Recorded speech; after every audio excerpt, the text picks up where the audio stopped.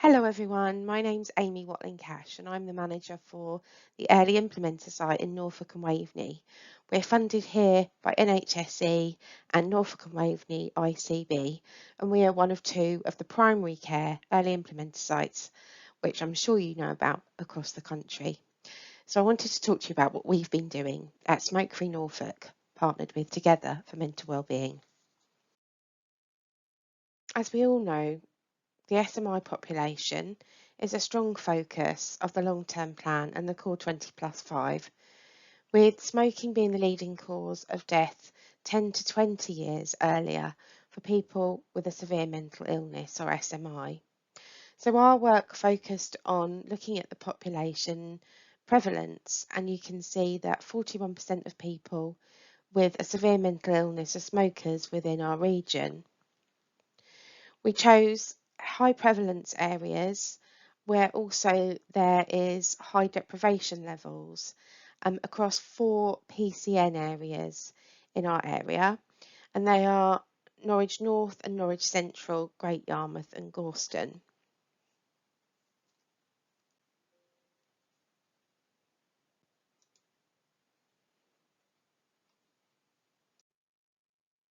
Here in Norfolk and Waveney, Smoke Free Norfolk, part of East Coast Community Healthcare, have partnered with Together for Mental Wellbeing, a leading mental health charity, which have been going for 140 years. So with such an impressive partner, we knew that we would be able to combine our skills to work together. We have a skilled team of wellbeing mentors that are employed by Together for Mental Wellbeing that offer the bespoke behavioural support programme we offer in the area, and this is coupled with pharmacotherapy, the offer of either nicotine replacement therapy or a vape, and in some cases potentially both, which we can offer to smokers of over 40 cigarettes a day with a high dependency. We offer a 6-month programme of support, and this can be based upon either an abrupt quit attempt or a more manageable, rapid or gradual reduction in tobacco use. The team is structured in the following way. As I mentioned, I'm the project manager here. We also have an administrator or coordinator within the service, and we have an equivalent team of 4.8 wellbeing mentors, as I mentioned, that walk through the programme with our patients. Our bespoke model is based on the following elements. So we offer specialist stop smoking and wellbeing support with our wellbeing mentors who are mental health trained, and they're here to walk the journey through the service with our patients.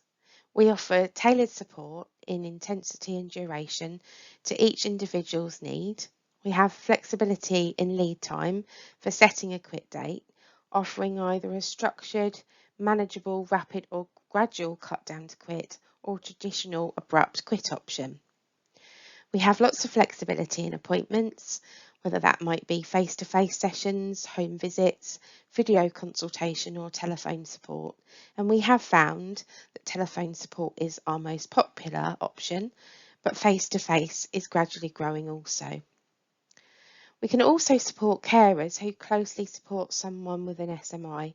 That was something we found that would be really important, and our ICB championed with us. This allows people to quit together and stay smoke-free. We offer availability of various nicotine replacement therapies, 2 options in a vape starter kit, and obviously suitable pharmacotherapy. And we can provide that throughout the programme for up to 6 months to our patients. We always offer support right up until discharge, and there is a follow-up post-discharge to identify if there may have been a possible relapse and there's any need for future support. Obviously, we try to prevent relapse and offer relapse support, but it's easy to enter the programme if someone should relapse. And there's no ceiling level of attempts that someone can make through the programme. There's always opportunities for focusing on wellbeing and onward referral to specific services in our area that would improve somebody's overall mental health and wellbeing. We're here to improve community inclusion and reduce social isolation with everything we focus on, which I'll talk about in my next few slides. And obviously the communication between us as a service and our patients, clinical team or carers or support team is excellent. One of the unique aspects of our early implementer service here in Norfolk and Waveney is that we have been also focusing on improving wellbeing for our patients. We do this by having very open conversations from the very beginning of our programme, and we're using the dialogue scale and the dialogue plus scale. We do this at the very beginning of our intervention by asking specific questions around overall quality of life and well-being. And as we focus on the follow-ups throughout these questionnaires from the dialogue scale throughout the programme, we focus on the aspects of people's well-being and mental health and overall life that are so important to them. So we focus on things that they would need specific support with, making either warm handovers or signposting opportunities for that client. Also focusing on hobbies and interests that they may well have or want to re-engage with to really boost their well-being going forward.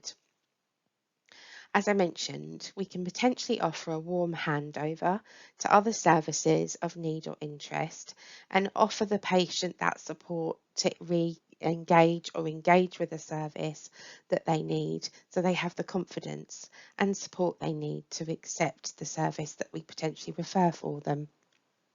We're focusing on the 5 ways to wellbeing, an initiative used by many other mental health organisations, including Mind, which focuses on improving how we connect, stay active, take notice, keep learning and give. If there is a necessity to liaise with other agencies because we understand that people may be having a mental health crisis or need other statutory help, then we can obviously engage with social services in our area or Norfolk and Suffolk Foundation Trust.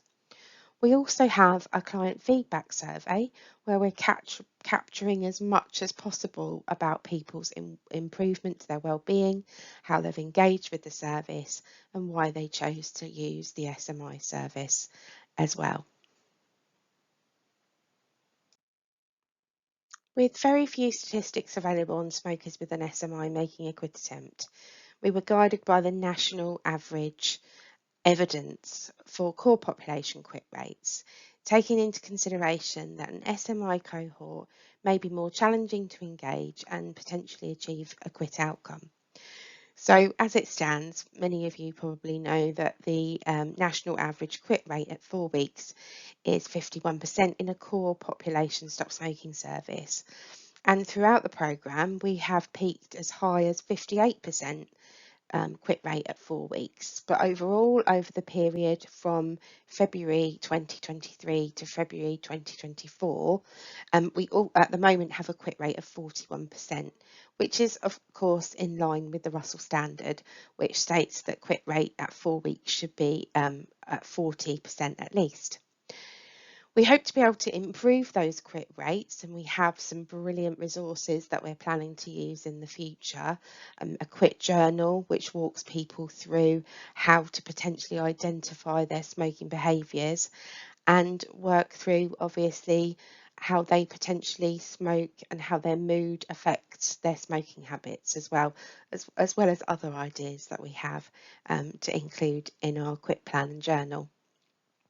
So as you can see, so far across the year, we've had 486 referrals.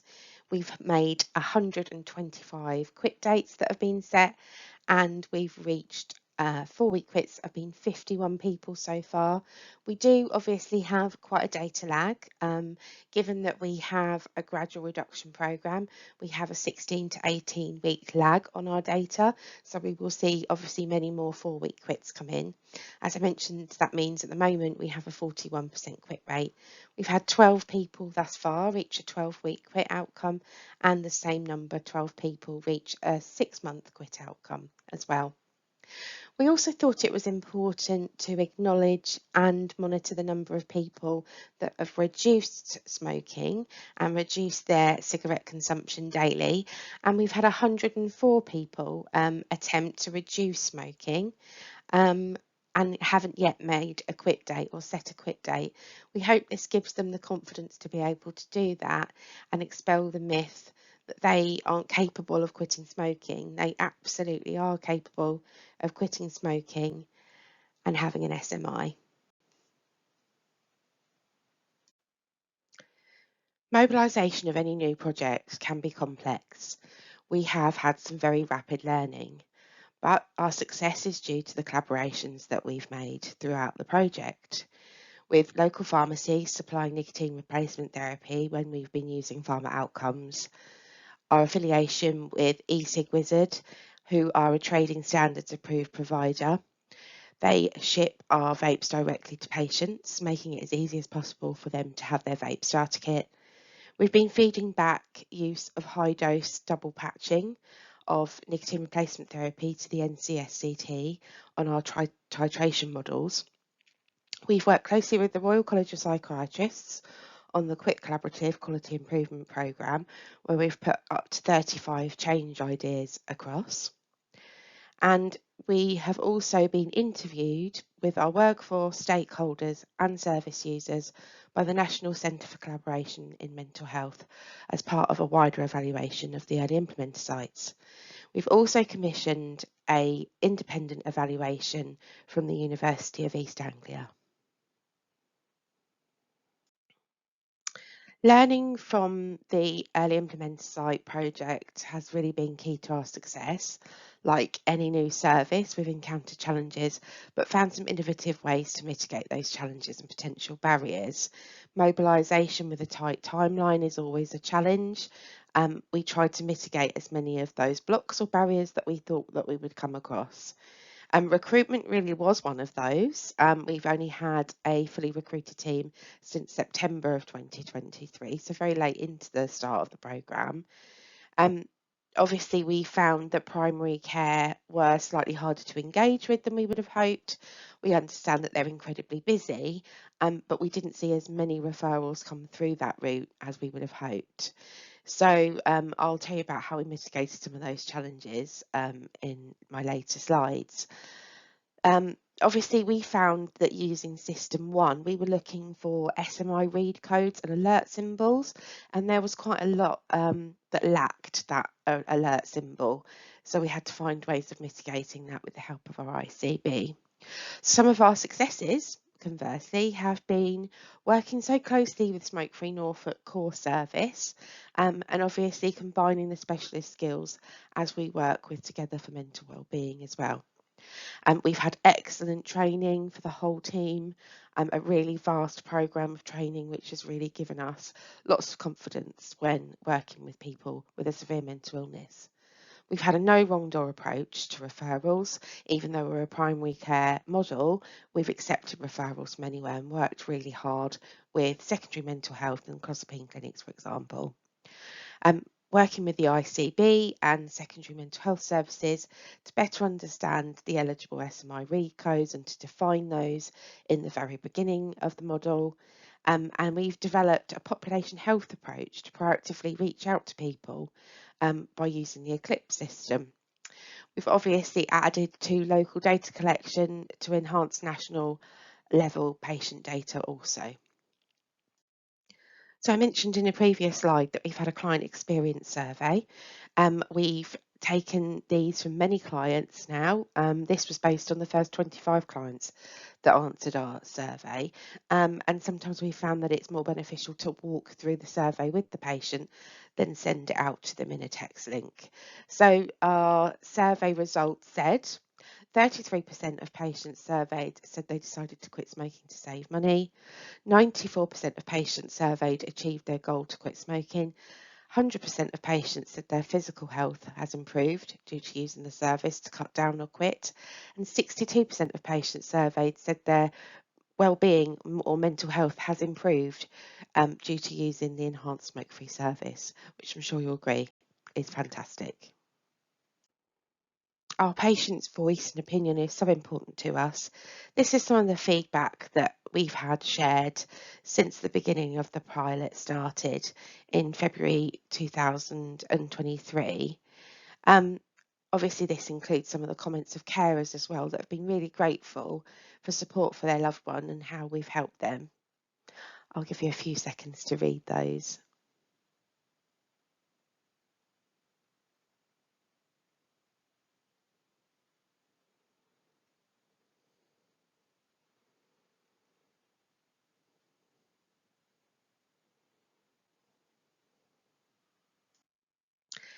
Similarly, we've had great feedback and encouragement from our stakeholders as well, and these are some of their comments.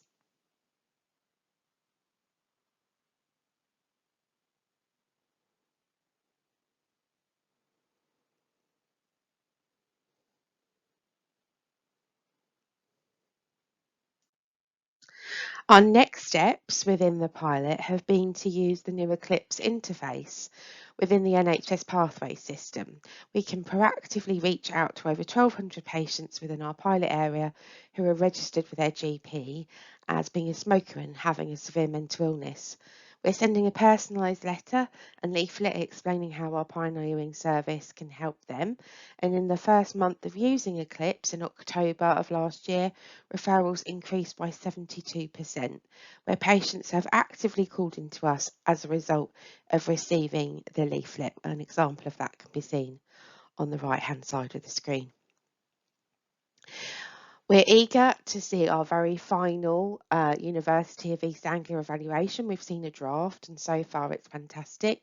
It illustrates to us that SMI referrals have increased threefold and that the majority of our patients have been in the 10% most deprived deciles. So we really have reached out to the people that most needed our help across the pilot area.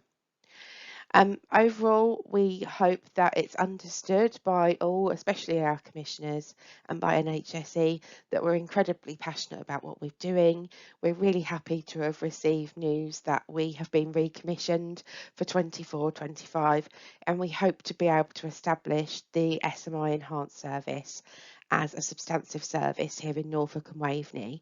We hope to be able to secure an additional fund to be able to move into Waveney, which is part of Suffolk, which would be fantastic. As we spread the service across the county, we would be able to reach areas of prevalence which are as high as 49%.